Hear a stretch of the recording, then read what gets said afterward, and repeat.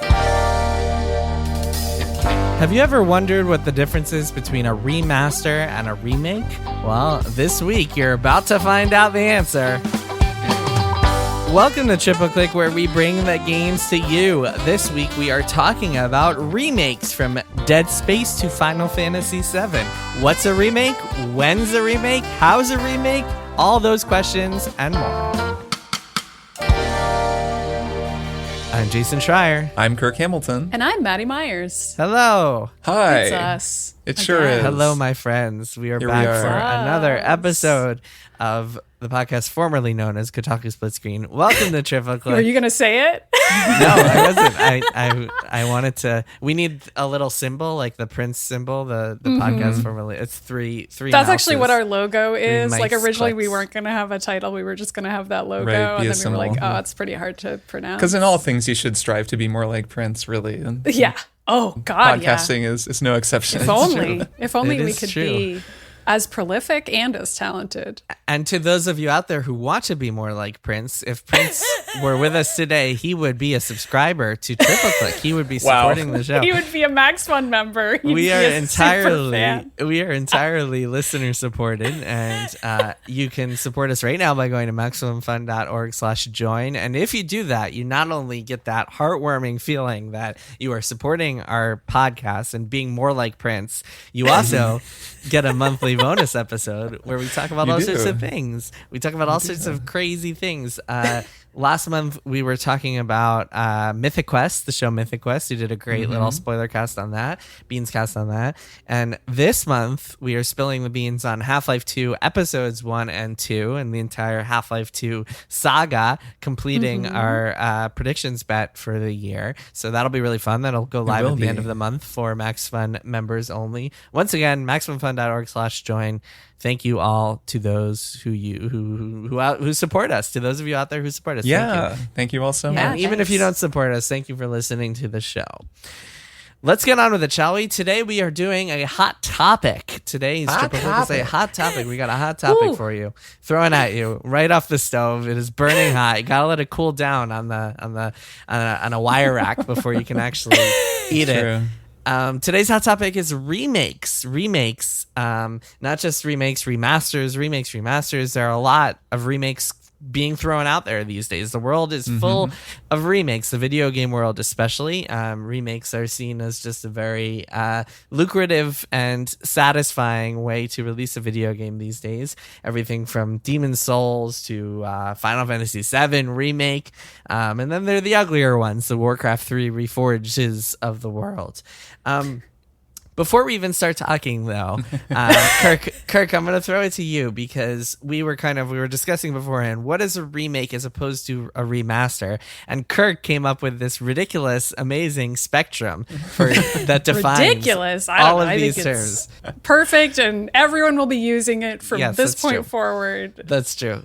Kirk, give it to us. Okay, so this is, the spectrum of every type of remake, going from re-release all the way up to sequel. So let me go through these from the beginning, and then I'll kind of give a couple examples of each one. So it goes re-release, then remaster, then Remaster Plus, then remake, then Remake Plus, then reimagined remake, then Super Turbo Remake Plus, and then just sequel.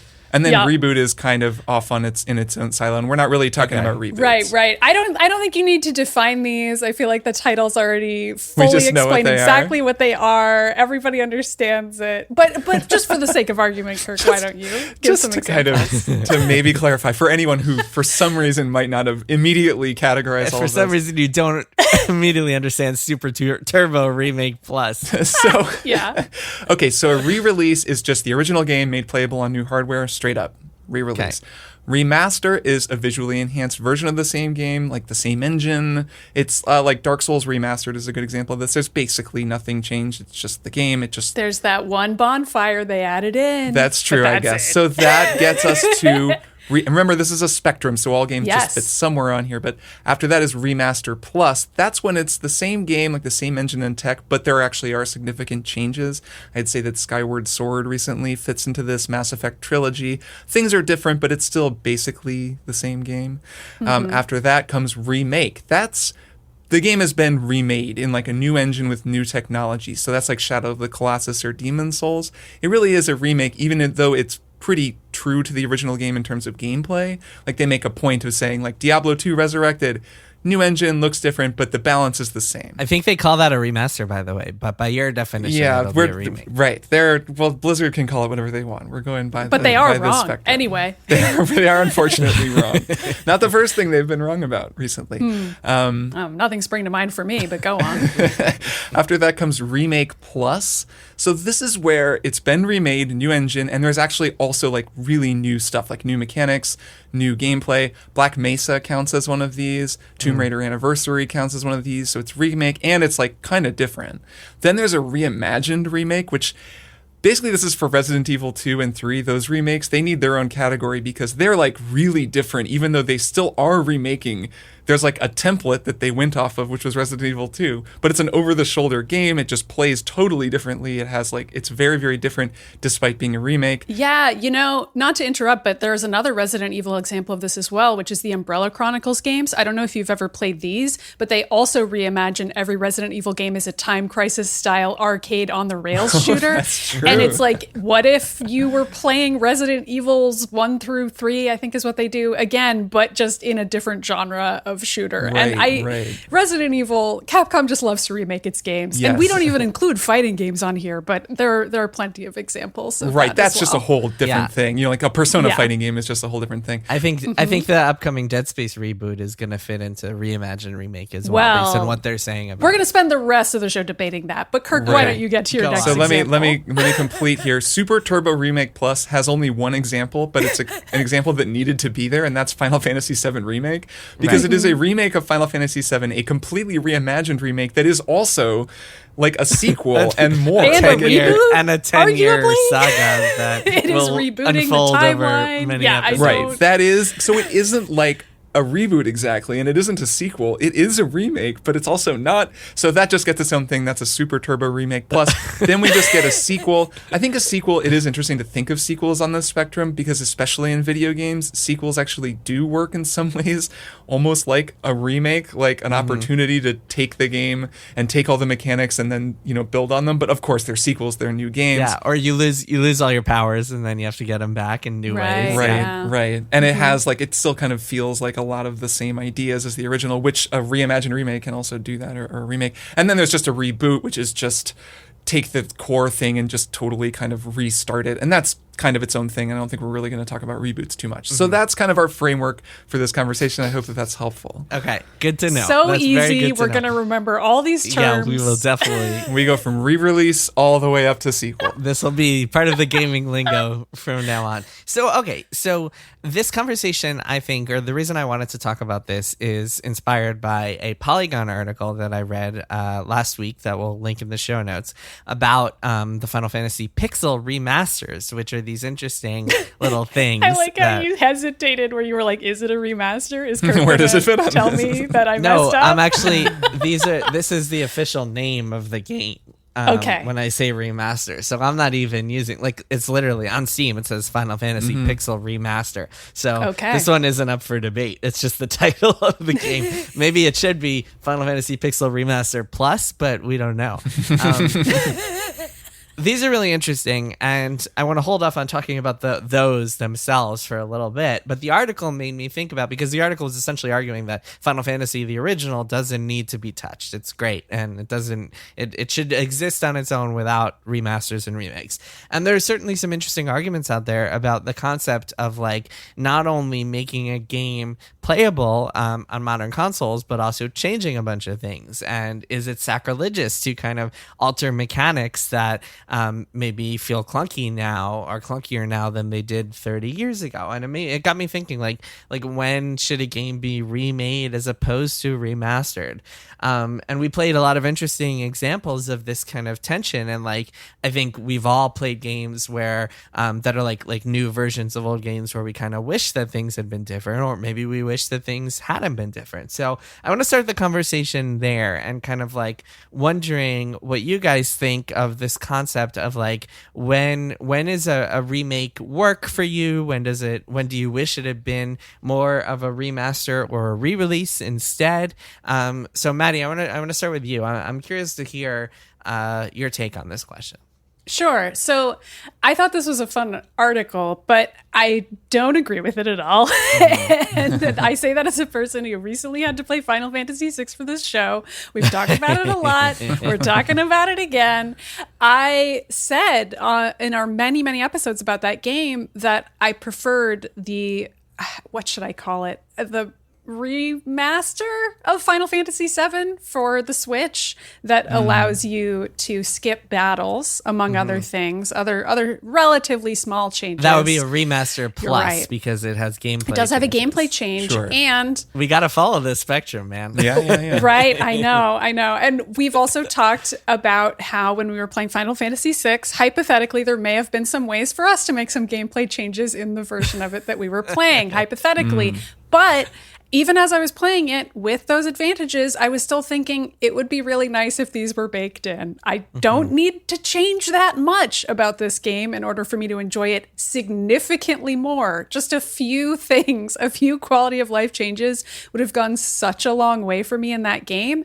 So I'm not necessarily saying that I'm a purist with all remasters and remakes where I'm like, oh, you shouldn't change anything about the game, because I also think I would enjoy like a Super Turbo version of Final Fantasy VI a la FF7 Remake. I think that would be really interesting and cool to see. Honestly, for any game, like maybe every game should have a version of that. But I also think that there are just some games that are old enough that there are so many quality of life issues with them. And again, like I have played the original Metroid multiple times. Like I get why we do this to ourselves and I have respect for the form. But God, I don't think anybody should play Final Fantasy 1. And I never have, and I'm stating that. I'm just coming out here and I'm saying it sounds ridiculous to me, and I don't think people should subject themselves to that. It sounds like I need a new game for my 2022 predictions. Final Fantasy 1. Just oh boy. The original version only, no remasters. Yeah. Wow. So yeah, I think when it comes to quality of life stuff, it's kind of an easier decision. Just like talking about that Final Fantasy VII re-release with the fast forward, those kinds of things. Those are just pretty. I mean, they're kind of optional and they don't really change too much, and those are nice. I start to struggle with it when it comes to something like a good example of this is Black Mesa, which was a fan-made remake of the first Half-Life that then was sanctioned by Valve. I've talked about it on the show before. It's really, really good. It's really impressive. It does follow all of the beats of Half-Life, but it is a different game. Now that you've both played Half-Life 2, it would be interesting if you ever play it, just because it feels like Half-Life 2. I think it's the same version of the source engine. You can like move objects around. There's physics the same as in Half-Life 2, which weren't really there in Half-Life 1. So it's a different game. It's just the same game at the same time. And I never know whether to recommend that people play that or people play the original Half-Life, which is good, but feels much more dated. And that's where it kind of gets interesting for me. Like I don't know. There's always sort of a tension, and it's hard to make the decision because you have to play both to even make the recommendation. And I haven't played the first Half-Life in a really long time. Like, I don't actually know what I would recommend. I run into this with music all the time. Anyone who's listened to old Beatles records knows there are remasters of all of the classic Beatles albums, and there are also remixes of the classic Beatles albums. Is that the equivalent of a remake to you spiritually? Let's get into a different taxonomy Those to here. me, No, they it's do a Remakes Plus, actually. It's basically like, if you just think of the spectrum as a spectrum rather than getting too fixated on the individual points on it, they just move closer and closer and closer to like totally overhauling it. And it does get weird when you listen to the Beatles in a stereo mix, because a lot of times the mix or the panning is weird. And then you go back and like listen to Revolver in mono on vinyl, and it actually sounds really good. And you can see why people say you should just listen to this in mono. Like, you shouldn't go and listen to these, especially now the like 2017 remixes. Those are weird. Like, they bring out instruments that aren't really that audible, and it can feel that way sometimes playing these remakes too, where like a game will run at 60 frames per second, for example, and sometimes that just makes it look weird, or it looks too high def, where the textures are gigantic because they're spread across things, and they looked okay on a TV. So like the way that you're playing it starts to matter. It can just get very complicated and difficult to make a recommendation on any given game. So I struggle with it from time to time.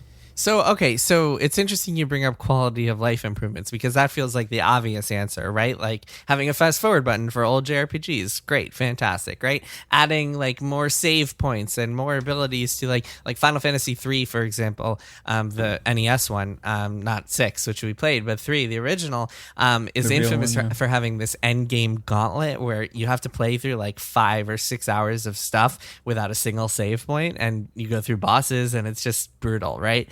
And there have been some interesting arguments over the years about that, because on one hand, it's just a beast to play, and like once you die close to the end of it and lose hours of progress, you never want to play it again.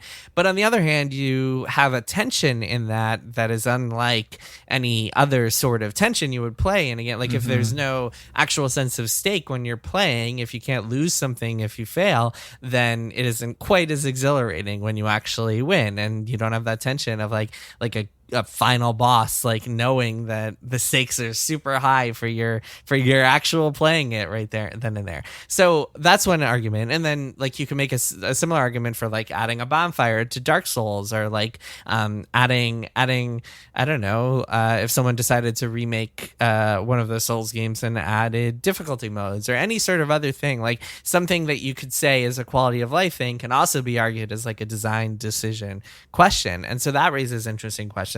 And then to take that one step further, imagine if someone like took a Beatles album and remade it by just like adding a bunch of new instruments to it, or like changing a bunch of things. I do think about that, and when I get farther down the spectrum toward the remake end, that's really when you get into cover recordings. That's more how I think about it. Like there is the whole George Lucas adding the Jabba the Hutt scene to Star Wars. Like that's its own thing. And yeah, if you were like overdubbing guitar parts over George Harrison, that would be weird and nobody would like that.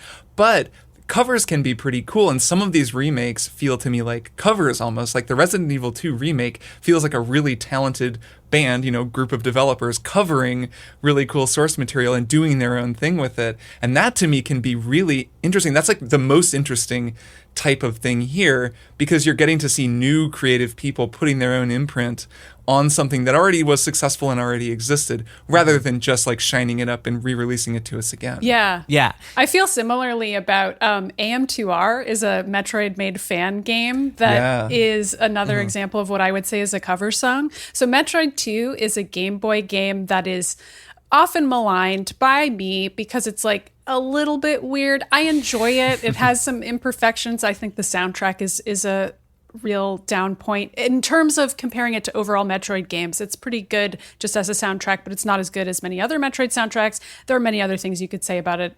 I won't go on and on, but enough fans agree with me that they made a version of it, a remake of Metroid called AM2R. I think it's like another Metroid 2 remake is what it's technically titled, to signify how many people have attempted to remake it. And of course, it was officially remade, Metroid Samus Returns, for the 3DS. And that remake is quite good enough that Mercury Steam is going to make Metroid Dread. And that was in fact like a trial for Sakamoto to see if they were going to be good enough to make Metroid Dread, according to him. No pressure. But clearly Metroid 2 was something that a lot of people really wanted to fix and remake, not just because of design issues, but just, other little tweaks that people wanted to make. And I can understand that. And I think that's part of why AM2R is like a fun cover song. Like it keeps a lot of the spiritual elements of the game, but then changes enough other things that it feels like it's its own game, which is interesting. I guess to me, at least, I feel like there is a difference on my personal spectrum of what I like, where it starts with quality of life changes, which to me are a necessity. But then it gets further over on my spectrum of like, I don't know if I like this or not, when it's taking away just the romanticization I have of things about an original game that are actually quite unpleasant. But because I've romanticized them due to whatever memory I have of playing them, I feel like I don't want them to be taken away. And that's like this inevitable quality of like, what should we or should we not remove? Even when we're talking about quality of life changes, it's like, I guess, enjoying the scratch of a cassette tape or something, or VHS artifacting. It's like, what are these things about games? And Metroid, especially the old ones, has many of these where it's like, okay, the most pure way to play the original Metroid is on an arcade machine where you have only the save points that you can find and quarters, and it's just the worst. Like, why on earth would anybody do that? I've never had that experience. And yet, even though I haven't, I still kind of romanticize it. And I'm like, oh, that must have been such a cool way to play that game. Like having to just see the arcade version of it and like you don't really know what's coming next. And people just had to try and try and try. Like it's similar to the boss gauntlet Jason was describing. And that is lost now. Like every version of Metroid you can play now has save states and it's like significantly easier. But maybe that's fine. I don't know. It's a little bittersweet. You know? Yeah. No, yeah. There are two really different feelings that I have when I'm playing different types of remakes. Like Mass Effect Trilogy, which we've talked about already on the show, and I will get back to it at some point. I had to stop because it turns out Mass Effect Trilogy is really long. But that is like, they've changed some things, especially with the first game. But what's great about it and what I'm liking about it is just that it's very comforting. And I just enjoy, especially Mass Effect 2, just this rolling sci-fi story and rediscovering the story beats. And in my mind, I'm always thinking, oh, wait, Thane is about to do this. Like, we're going to get to this part, and then it happens, and I, like, remember it and kind of relive it. And that's really fun, which is very different than I would imagine a Resident Evil 2 fan would feel playing Resident Evil 2 Remake, where it's not about, oh, I can't wait to see my favorite thing again. It's, I can't wait to see how they're going to do this, you know? Which is much more like when you see a cover band play Freebird, and they're a completely different ensemble than Lynyrd Skynyrd. You're like, well, what are they going to do during the guitar solo? Like, how is this going to end? And it's kind of this exciting question. It's the same thing with that game where you're like, well, Titan X is going to show up, but this game is so different. Like, what is that going to look like? Or maybe the Titan X is in RE3. Anyways, like those questions, it's more of a question and less of a just comforting, reassuring, familiar thing. What's frustrating, I think, at least for me personally, what's frustrating is that with a lot of these remakes that do change things, a lot of these remake pluses or Super Turbo Remake. Further down the spectrum. The ones further down the spectrum, oftentimes the companies that release them are at the same time not re-releasing the original version of the game because they want you to buy the new one. And so it's kind of like, oftentimes it's like, because of the way games work, because so many of the older platforms are really difficult to get a hold of or difficult to actually play on today, unless you have a CRT TV in your office somewhere. It's almost like as if you can only get the Beatles cover band and you couldn't actually get this is true on streaming services. I found this with David Bowie. There's like fucked up remasters of David Bowie records, and the ones that you listen to on Spotify are those ones, and there are better remasters or better masters that aren't always surfaced. So streaming media totally has that problem. Yeah, it's super frustrating. But at least you can go buy a David Bowie CD or buy it from iTunes or whatever. It's right, a lot. Like, or if Netflix fucks up the aspect ratio, you can get a Criterion Collection DVD. Like, yeah, exactly. With games, I feel like a lot of this stuff is way more inaccessible. It's very difficult unless you get an emulator, which I guess is technically illegal. For whatever that's worth. But I think that games, it's a lot harder to track down older versions and classic games because a lot of these companies just don't care about preservation and do not really give a shit about like ensuring that people can play their history unless they can remaster it and sell it for more money in one form or another. And what happens is you run into these weird situations like with Final Fantasy. So the three of us talked a lot about which version of Final Fantasy VI should we play, because each of them has like its pros and cons, and it's kind of a weird feeling where like the original version of the game has some script issues, but then the GBA version of the game has a better script, but like the music is kind of compressed. And so that is also happening now with these new Final Fantasy Pixel remasters, which are good in a lot of ways and bad in a lot of ways. What's annoying is that they have these ugly ass fonts, but more than that, so like you look at the original Final Fantasy game and there was a remastered version for the Game Boy that like added some new dungeons and features. And then now this Final Fantasy Pixel remaster takes away those dungeons and features. So you're playing like a remastered version of the game that doesn't even have some of the cool stuff from the remaster that came out 10 years ago, 15 years ago. So it's kind of this weird saga where like you pick up a a remaster or the latest version of a game, and you never really know what you're going to get, how different it's going to be from the original, whether it's going to have all of the stuff that they had added before. It's just kind of a nightmare. And this week, Final Fantasy IV Pixel Remaster is coming out, and I'm kind of dreading the issues that people are going to find in it. I'm very curious to see what happens with that one. But all of this, I mean, it's just it's really frustrating to see these companies put a lot of time and effort into remakes where at the same time just totally abandoning all issues of preservation and all attempts to preserve their classic history. Yeah. It's tricky, right? It's definitely one of the defining frictions of the digital age. Like I always think of The Wire, the way that The Wire, if you watch it on HBO, whatever now HBO Go, whatever their streaming service is called. If you watch The Wire, you get the widescreen version where it's generally okay, but that was shot in 4:3. And I don't know if maybe they finally added an option to watch the original 4:3 version, but it's a beautifully shot in 4:3, like 4:3 aspect ratio. This is a square for anyone who doesn't know this, versus widescreen. And in widescreen, they cut some of the shot out to make it look like it should look, I guess, like a modern show, but it looks fine in 4:3. And that was very frustrating because you need to get the physical media. And you don't have the option, right? On you HBO. didn't the last time that I watched it. They may have added it, but it's the kind of thing where, just like you say with, releasing the old version as well, there's so little incentive for these companies because they need to make money, and people mostly will buy the remastered or remade thing. I always think about those Monkey Island remakes or wherever they fall on the spectrum. They're kind of in an interesting place, really, because they took the very unusual step in making those of allowing you to press a button and then switch back to the old game. So they're like a total art visual overhaul, but the game is still running the same underneath. And you can just, with the press of a button, go back and forth between them. I know that's essentially impossible on more complicated games than a point-and-click adventure game, but it was so cool to see that. And I don't know. It's awesome. It was cool that those They're going to do that in Diablo 2 Resurrected. Yes. I don't know if you two knew that. There is nice. a button that is going to toggle back at least the graphics to make it look like the old version of the game. So that'll be weird. Cool. Kirk, the Wire thing reminds me of like the Final Fantasy 5 and 6 remakes, whatever you want to call them, re-releases that have all the mangled sprites and like garbage art, which was one version that the three of us absolutely would not play because the art is trash. Because Jason told us we weren't allowed to. I told you should not play that version.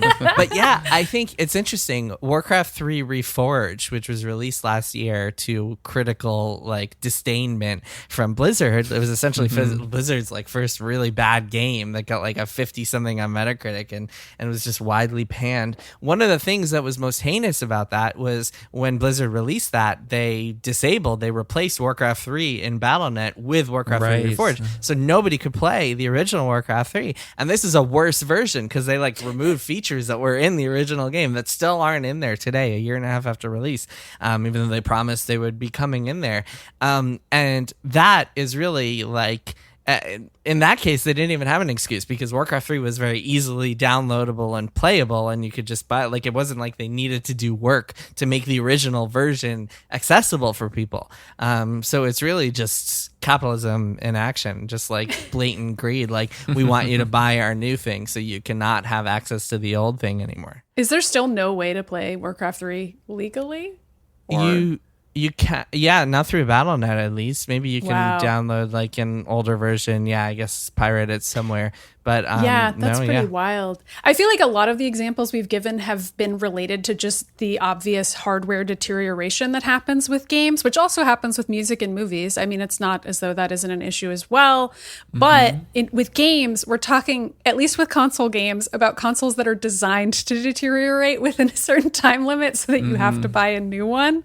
And so preserving them is actually a huge undertaking. And that's part of why. So the reason why we wrote about the Final Fantasy game at Polygon is because we've had this whole collection of stories this past week about retro gaming and people who are still trying to play retro games in the modern day. And there's like a great article about CRT TVs and why people feel so emotional about them and the way that games look on them and why it's worth keeping one for some people. And Chris Grant of Polygon co-founder fame wrote multiple articles about like his obsession with are you too familiar with Mr. technology? It's like a way through which people can play emulators in like the most accessible way possible. And it's like this open source form of software that people are using.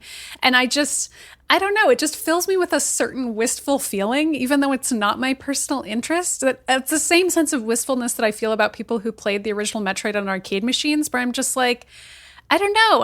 I can respect somebody who really wants to experience a game the way it was originally made, even though it's deeply unpleasant. I'm just like, I don't know. I kind of get it. Like, you want to see what it looks like on a CRT, and I don't know if there's a version of a remake or a port or a re-release that can ever fully capture that audience. But the audience that is me, that should still be captured, is the audience that's like, I just want to play a version of it that I can actually play, but it's still basically the original game. Like, I just want all the save points to be in there, and I don't like change anything too crazy, but like, you know, just make it so I can play it. You know what I mean? Like, I mean, first of all, that's the beauty of emulators. And when I say, I mean, when I think of like proper classic game preservation, I think of like the Nintendo's Virtual Console service, which has many problems and the library is very limited. But like over the years, and it's been so inconsistent from platform to platform, but at least in its best years, back on the Wii and the Wii U and stuff, you could play these games with save states. And I don't think any of them had fast forward, but like we've had other like packages of re-release classic games that include fast forward and like rewinding and stuff like which that. I love. Which like, makes everything. That's fine with me. As long as there's save states, like it's all good. I can even put up without rewinding and fast forward, although those are also great. Well, rewinding is useful. So the Mega Man collections that came out had a rewind, which was great for those games because those games are like nails tough platformer shooter games. And if you jump the wrong way or pixel off on a jump, you'll hit a pit of spikes and instantly die. So it's nice to have the option of rewind just if you want it. But I want to talk about another concept here, which is more along the lines of like the cover band stuff, which is this idea of like remakes really getting in there and changing things. And specifically, I want to talk about Dead Space, because even though that game isn't out yet, the designers of that game, who are at EA Motive, are talking about how they are essentially, it's like a cross between a remake and a reboot. They're taking the old game, they're essentially remaking the old game, but they're changing a bunch of stuff. They're going to make the main character, Isaac, talk more. They're going to add more story. They're going to change gameplay elements. It's essentially going to feel like a new game, sort of along the lines of the Resident Evil 2 and 3 remakes.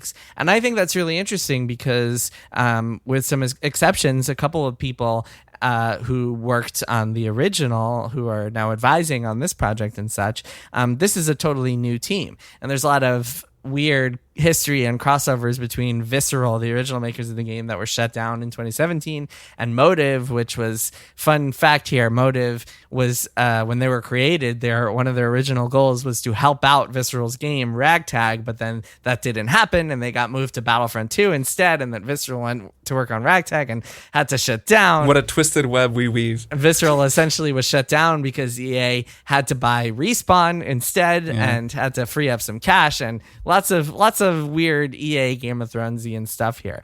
But now it's really bizarre that Motive has wound up remaking this game. It's essentially a new group of people who are saying, hey, what can we make better about this game that came out 10 years ago that people love?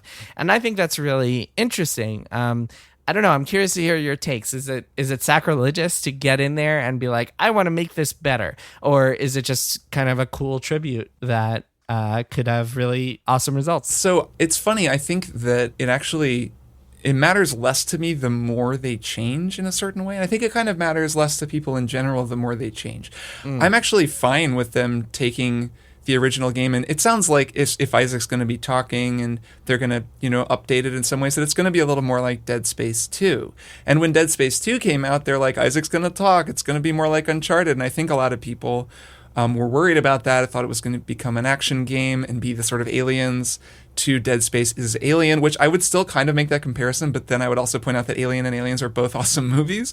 And Dead Space 2 is a great game, and if they want to reboot, remake, whatever, the first game and make it a little more like that, that's fine. It's actually more interesting to me if new people want to do the cover thing, like go in a new direction with it, than if they remake it and then just kind of subtly change some stuff. And that, to me, now, from here on out, like everyone who plays Demon's Souls, pretty much, for this foreseeable future, which is a fantastic game that I just played this year, they're going to play the PS5 version, which is brilliant and like beautiful and fun, but very different from the game that it's still a one-to-one remake of, especially in terms of art, in ways that a lot of people who like the original game have pointed out, like that they don't always like it's not always an improvement. It's just kind of like an aesthetic change. And I find that tension interesting, and I wonder about the fact that no one will kind of play that original Demon's Souls again.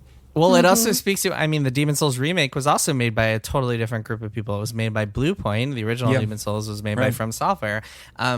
I think that kind of speaks to ownership and like who really owns this thing, especially with Dead Space, where it's like who ultimately decided that EA Motive would get to make a Dead Space game. I'm sure they were interested in it and pitched it internally, but like the decision was made by the executives at EA who own the brand, not any of the creative people who actually collaborated and like put their blood and sweat and pixels into making the original Dead Space, right? So in fact, that studio was kind of seen as a black sheep, and some of those same executives were like, man, Dead Space doesn't sell, we're gonna have to kill it, like it's not exponentially growing enough for us, so we're gonna have to kill it. And it's just, there's something really sad about that. I kept thinking about that on seeing this news. I was like, man, Dead Space, the black sheep, now they think it's profitable, and they're circling back around 13 years later with a completely different group of people to remake it.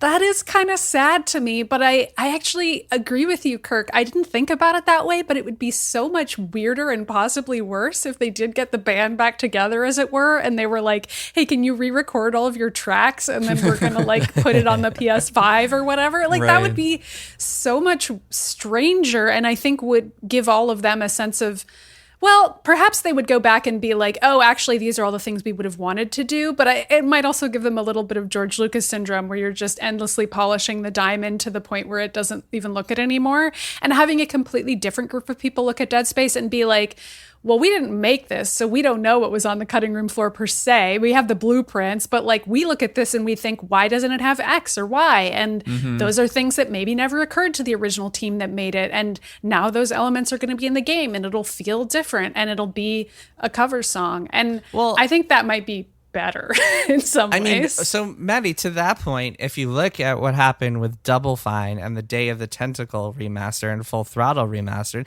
those games were that same band getting back together and doing the cover, or really just painting over, because they essentially took those old games and just gave them a totally new HD coded paint. They didn't change anything for those games, which might have been the ideal way to do this. And I guess this all raises a question, like, why isn't this just Dead Space 4? And I think the answer is probably really cynical. Well, do you know how Dead Space 3 ended? There's a lot of lore reasons. Yeah, I don't know if you played. You would want to just start fresh. It got pretty complicated. It got complicated? Okay. No, I haven't played any of those games, actually. But, they're good games. Yeah. But why isn't this like a reboot of the franchise or whatever it is? Or like Dead Space Origins or whatever. Right, right. I think that you have this kind of cynical executive answer, which is that the series has been stagnant for too long, and everybody's finding all the success with let's call it God of War, let's call it Fable, let's call it Modern Warfare. And you're finding the success with like quote unquote these reboots or whatever you want to call it. Whereas this is like, it's kind of a remake, kind of a reboot.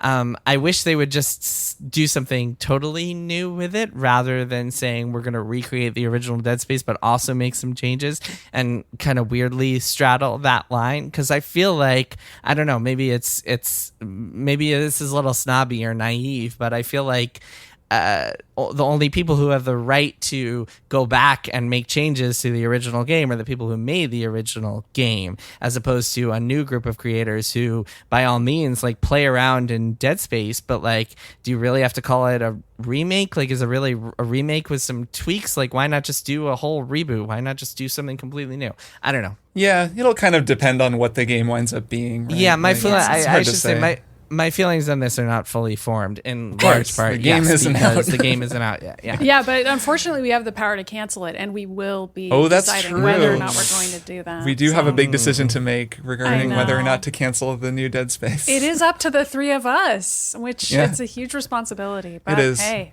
We'll be considering it. Someone's got to do it, By the way, some job news. We have purchased EA. Triple click now. Thank you so much for your support of the show. We've been able to purchase EA. We saved our pennies for this past year.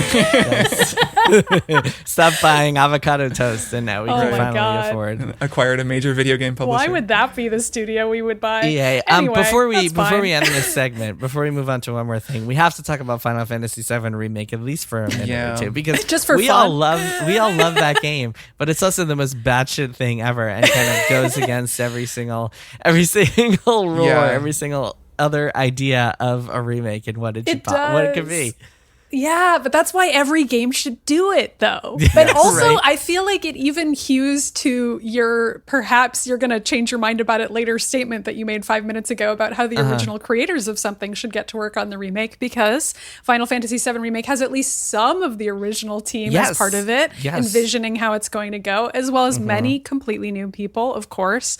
And it's also a weird example of a game where, as Kirk keeps saying, that is the version of Final Fantasy VII that many people are experiencing and are not bothering to go back and check out the old one. And I think as more and more time goes on, the more true that will be, which is so weird because that game is so much a response to the original game that it's like, okay, like I know people enjoy it when they haven't played the original, but what a weird game. Like, what a weird game. It's wild. No, I agree. And it's so ambitious and so wild. I mean, that was maybe the thing I liked the most about that game. It was fun. It had a good story and music and everything. But like in the end, it was just this feeling of just being kind of gobsmacked at how audacious it was. The whole last 2 hours of it, just being shocked that they were doing this to something that's so, vaunted and so sacred in the video game canon as Final Fantasy VII. I would love it if there was more ambition like that, if it felt less like this kind of, the way you were describing EA's possible thinking with the Dead Space thing of, it's been a dormant franchise. It was always kind of big, but never as big as it could have been. Maybe we could make money. You can kind of see those gears turning with a lot of these. And with FF7 Remake, it felt that way going in. It kind of felt like, sure, they know it's popular. And then playing it, I was like, this was a huge passion project for a lot of really brilliant people who wanted to make something wild. And that's cool. I would love more people to do things like that. Mm-hmm. It's almost like the game is like weighing in on this conversation and being like, Definitely. hey, you want a straight up remake? Screw you. Go away. We're not interested in that. And it's answering that question and like approaching the fans. Yeah, almost. But it's also it'd be so cool if other games looked at those risks and were like, maybe we should do something like this too. I would think it would be really fun if Dead Space did a bait and switch where it was okay, the whole premise is different. Isaac's crew maybe doesn't die, or who knows? You're a different crew member this time, or something else changes that alters the fabric of reality in some type of way. Why not? So that's the thing too, is that there is space for that in so many of these worlds, for things that alter time and space, which is what's required if you're actually going to do this weird layered on layered remake, reboot, sequel thing. And I mean, so many, you can write it into, they're all fictional worlds, guys. You can just write in time travel and fantasy, and stuff. Yeah, so you can just drop in a time stone or whatever and make it work. I don't know. Just have Loki moving from game to game. Don't actually do that though, because that's just Fortnite. This isn't the Metaverse episode. No, we don't need Marvel characters in any more things. We don't. As fun as that would be. No, Doctor Strange shows up. Oh man.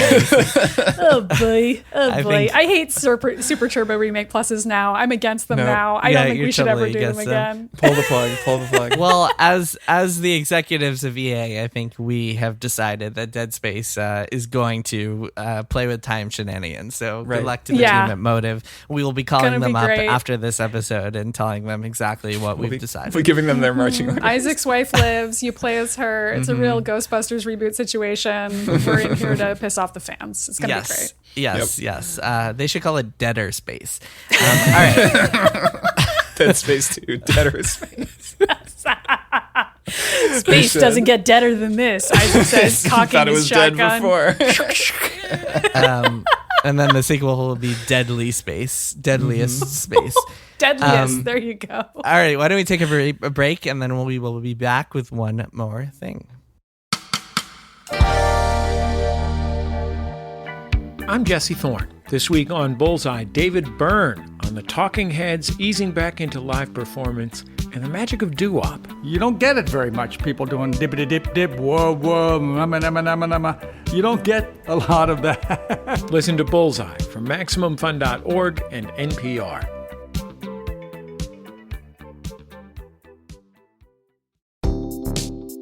Hey podcast fan, we'd like to get a better idea of who you are and what you care about. So we have a quick favor to ask. If you have a few minutes to spare, please go to MaximumFun.org/ad survey.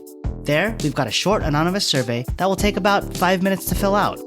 Plus, if you finish it, you'll get a 10% discount on merch at the Max Fun store. Max Fun shows have always relied on support from our members and always will. This survey will help keep the few ads we do run interesting and relevant to you. That's MaximumFun.org/ad survey. ADSURVEY. All one word. And thanks for your help. And we are back. Kirk, Maddie, it is time for the Super Turbo Remake Plus One More Thing. Oh my God. Okay. We'll do our best. Maddie, since you are remaking your One More Thing once again, why don't you tell us what it is? Welcome to my reimagining of the video game Dark Souls, in which I return to the world of Blighttown. But okay, seriously though, I've gotten to Blighttown and I've returned to the world of Blighttown so many times already. And this is a notorious part of Dark Souls. Wait, so you just randomly decided to start playing Dark Souls again? I'm not enough games to play. There's so not enough like, games to play. Every time I'm in between stuff and I'm like, I don't know what to play, I'll boot up Dark Souls again. It happens, it happens. Someday I'll beat it. I don't know when. Jason, I just want to say, if you hadn't already rage quit this game during the part with the poison frog guys and you'd made it to Blighttown, this would have been the part when you would have rage quit. Blighttown is not a fun town. It's terrible. And I don't want to quit playing this game, but I feel like I need a pep talk. I don't know. Let me just explain this part, okay? Kirk is grimacing. Kirk is grimacing like he isn't going to be able to give me the pep talk that I need, and it's upsetting. But I'm going to plunge onward. For the people who have never played Dark Souls and have no interest in doing so, I will describe Blighttown for these lucky souls. So Blighttown, you descend a ladder, and then you descend another ladder, and then there's a bunch of ogre guys, and there's a bunch of screaming guys that jump at you. It seems hard, but it's not even that hard actually, because what's really hard is after you get past those guys and there's a bunch of blow dart guys that shoot a dart at you, and then you become toxic, which is similar to becoming poisoned, but it's more annoying, and the meter moves down faster, and it also takes away your health. It doesn't inflict a permanent status on you, Jason. I think there is a version of toxicity that later on that I haven't gotten to yet, so I'm sure it's about to get worse. Does it make you go on Twitter and start tweeting at game developers saying there's It turns you into a toxic fan. No, it makes me pace around my apartment sadly and be like, do I want to try again? I've died so many times and I've come so close to seeing something else, and yet no, I am just becoming toxic, as Britney Spears would say, every time, over and over again. I don't know, guys. I've died that a Britney lot of Spears times. song was about Dark Souls, by the way. It may as well have been. It's I don't know. I don't know if I'm ever going to get past it. And I hope that I do, and that someday I go back and listen to this moment of darkness in my life and I think, oh, Maddie, you had no idea. It was going to get easier after that. And you were going to defeat it. I have a suggestion, Maddie. I have a suggestion. Why don't you, now that you've had all this time, like getting your feet wet in Dark Souls, why don't you finally jump through all of Bloodborne? Like start from the beginning and play through the whole thing. Not a bad idea. I could take a break and just try a different FromSoft game. Yes. And then level up my skills in that. And then go back to Blighttown. Bloodborne, I will say, there's some frustrating bosses in Bloodborne, but there's never a moment where it feels like, oh man, like I want to rage quit this game because it pissed me off so much. I mean, except maybe notably, towards the end, there's some status effects that get there, but the by that status point you're effects in committed. these By games. that point you're committed. By the time you get to the annoying parts of Bloodborne. Yeah, I hear you, because like I can kind of deal with a boss. I feel like I've had bosses I've been stuck on in Dark Souls, and it's fine. I can just slug through that. I'll memorize a combat animation. I'll get it. Whatever. I can always do that. But status effects, they're just a downer, man. Suck. It's just a downer, because it's like I'm already having a great run and then I just get hit with the wrong thing at the wrong time, or like somebody knocks me off the ledge. You're also on a ledge for like most of the beginning of this part. Anyway. Demon Souls, also very playable, by the way. Both of those are good options. Yeah, my thoughts are just that I stopped not because I was like rage quitting exactly, but I'm at Blighttown, like that's where my farthest Dark Souls playthrough is at, and it's hard to get motivated to get back to it. Like once you lose momentum on one of those games, if you're at a place like that, which is the most unpleasant environment, I always think of Owen Wilson in Armageddon, where he's like, oh, so like the scariest environment imaginable. Like that's what Blighttown is. It's the scariest environment imaginable because you're getting darted. And you're on these narrow catwalks, and it's so dark and shitty and looking. And I know that, and like, once I get past the yes. catwalks, I'm going to enter a swamp. And, like, I have the rusted ring. If any listeners are very familiar with Dark Souls and they're concerned about me, I do have the ring that is going to help me with one of the status effects of walking through the swamp, which is slowing me down. But I'm still going to get, like, blow darted and stuff. And, like, I don't know. It's not going to be fun. You could try Demon Souls or Bloodborne. They're both, I would just say, neither of them have a level like Blighttown. They both have their challenges, but there's never a point that's just so unpleasant. Yeah, neither of those games made me want to like that part. Or Soldier Through, I'm sure a bunch of people would recommend that too. I'll just deal with it. I'm listening to a lot of podcasts. It's fine. Yeah, I don't know. I think you will beat it eventually. People have done it, so it's possible. I know. Yeah, you got this. No matter nobody what on this you pick, podcast you got has done this. it. Yeah, if I choose, Kirk, I've got Kirk, it. what's your one more thing? So my one more thing is also a re-release, remake. A remake. It's actually a cover because it wasn't my one more thing. I kind of piggybacked on your one more thing when you mentioned the White Lotus a couple weeks ago, just to say that I kind of was really bummed out by the ending. I was definitely still processing it because I'd finished it the night before, and I just want to make it my one more thing to say both that I keep thinking about the show. I've really thought about it a lot since I finished watching it, which is just cool and kind of unusual. It feels like these days there's so much stuff. We just watch one thing and we finish it, we move on to the next thing. And it's really lodged there just because it was so specific. It was so this thing that this one guy wrote and made, Mike White, like just made this show. And it was just very dense and complicated, and everything about it made me feel complicated feelings. And I've really come to appreciate that. I think even like the stuff at the end, it has a lot of bummer stuff in it. But when I just think of it almost like it was a book I read, like it's just a bunch of characters and they made choices and then it ended. I really have just come to value that and appreciate that show. And I wanted to recommend two things for anybody who watched it who maybe hasn't listened to or read these two things. There's an interview with Mike White at New York Magazine, which is just really good. He just talks about the process of making it, which was very interesting. He wrote the thing super quick. The whole pitch was like, can you make a show during quarantine? And a lot of the reasons for some of the things in the show, like the reasons that characters will appear and then just vanish, is because the actors were gone. Like they had a really small cast and people cycled through, but they were only there to shoot their scenes and leave. And it winds up having, I think, an interesting effect on the show itself. Like the way that particularly people who work at the hotel will come into the story and then just vanish really unceremoniously. It winds up feeling like a choice, even though it was just a result of the production. So that interview is very interesting. He really wrestles with all of the complexity and contradiction of the story. And then also, there's a great podcast, Slate's Working Podcast. They interview the composer, Cristobal Tapia de Veer, who was also the composer on Utopia, the original, I think it was a Channel 4 show in England, and had wild music. And I didn't know this, and then learned it after the fact. And of course, they're really similar, and the music in the show is so amazing. He talks about how he recorded it, like the flutes and pitch shifting he did to get those sounds. So those will both be linked in the show notes, and they're really good. But yeah, cool show that I've come to appreciate. And Maddie, I know that you watched it in the interim as well. I did watch it. I watched it in part because of both of you watching it last week and talking about it. And Kirk, you saying that the ending was a bummer sort of helped me because there, as Jason said, it is very enjoyable. There's a lot of dark comedy, which is my vibe, and there's a lot to laugh at in the show. But I was like, okay, it's going to be gearing up for some sort of tragedy at the end, which is the kind of emotional preparation that I need for a show of this kind. And then also allowed me to appreciate the more hopeful tinged aspects of the final episode because I wasn't expecting there to be any hopeful aspects. So I will just say to the listener who's thinking maybe they want to watch it, you should. It's weird. It's good. Yeah. The music is also incredible. It makes it feel like a horror movie the entire time, and it's great. It really fits. Oh, can I say one thing really quick? This is a fun thing. A little musical trivia fact is the very first four notes that play. Yep. That's the Dies Irae. It's a very famous musical motif that it comes from this Gregorian chant. It's a death chant that's in a million movies. There was an episode of the podcast 20,000 Hertz all about Dies Irae that had a certain music podcaster as a guest on it to talk about it. And it's a really interesting thing that once you learn about it, you'll see it everywhere. It's like a musical Wilhelm scream. It's in like so many movies. Cool. And it always means death. And that's the very beginning of the theme music is like this death theme, which is pretty cool. Makes sense. And then you see a body is the first thing you see. You see the coffin right away. So that's not a spoiler. Yeah. Okay, so my one more thing is video game that you guys both have to play because I started this game. I just started it.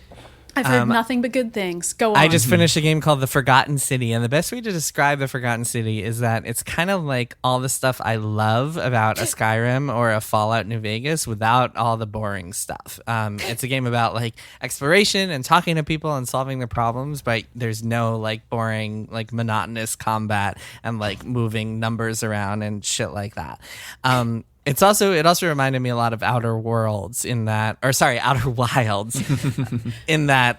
a game that like rewards curiosity and exploration. So this is a game, it's set in an ancient Roman city, and you play as an explorer in modern times who is sent back in time.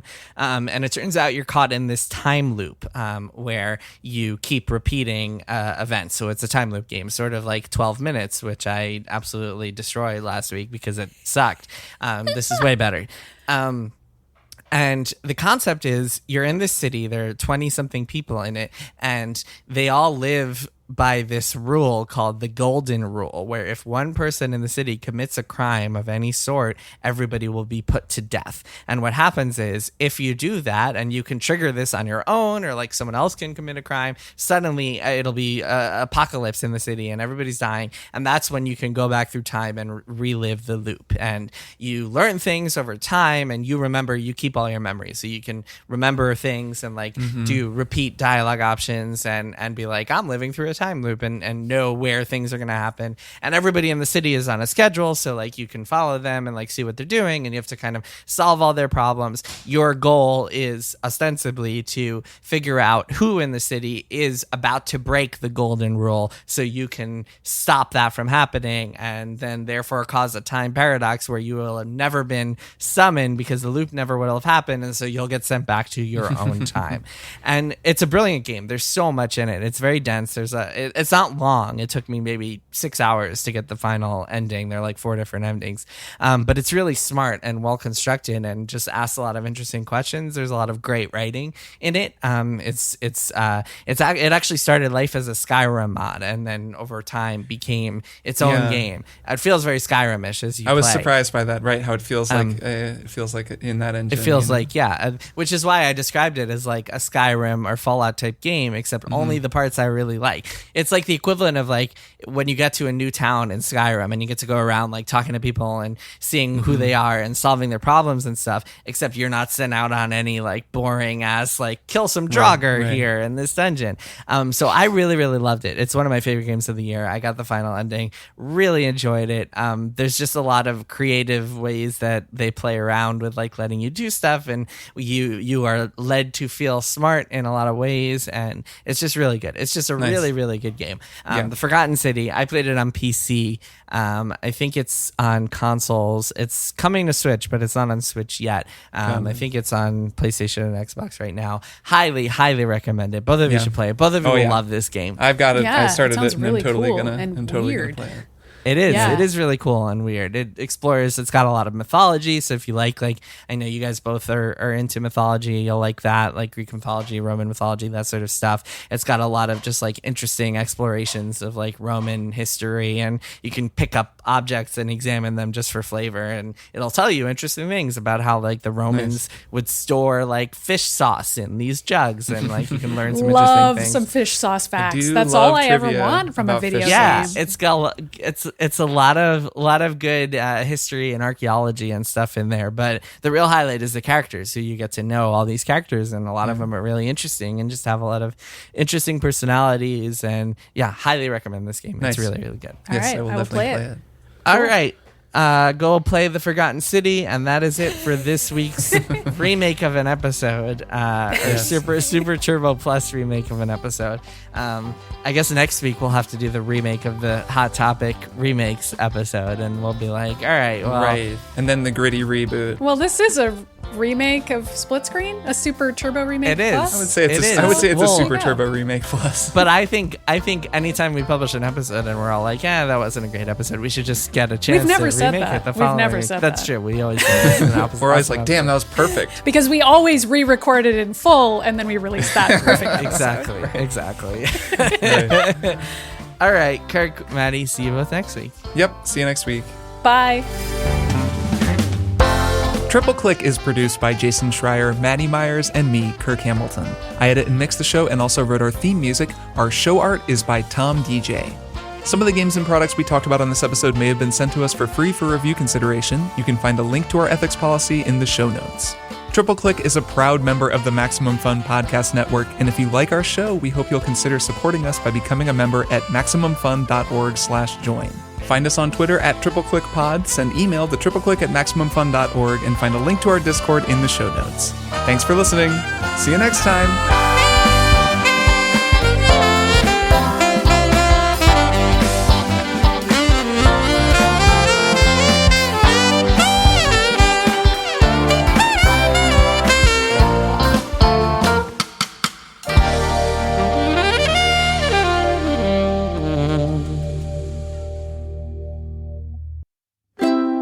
MaximumFun.org. Comedy and culture. Artist owned. Audience supported.